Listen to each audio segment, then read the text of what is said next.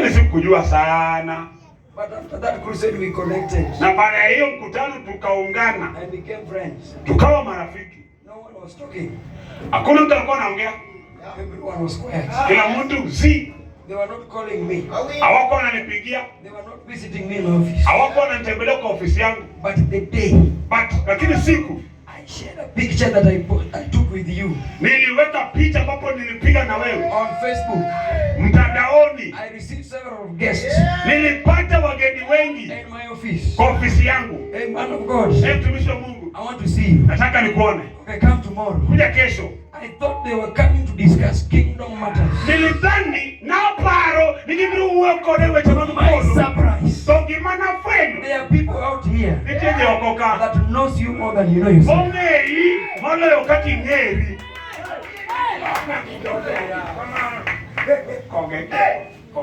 You know, they told me, Togigisa.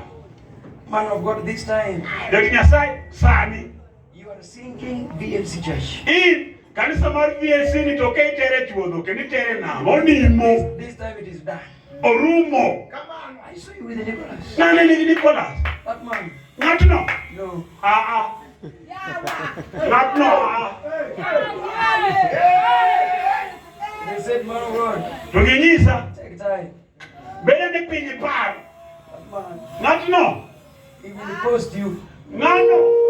The post. With the lies. All the post. He will go live. Over the life. And destroy you. To get it. He will fight you physically. Over the go record. I told them, Tangisogi. I am a good fighter. Abende. Agora de mapero. With a black belt. Anangi black belt. I have not just announced. Poko landa. So when Pastor Nicholas will be coming to fight, Koro kaniko biro go recorda. we will fight well. Biro go re maber. But I promise you, To anyiso. he will not win. Oko chokna dieba.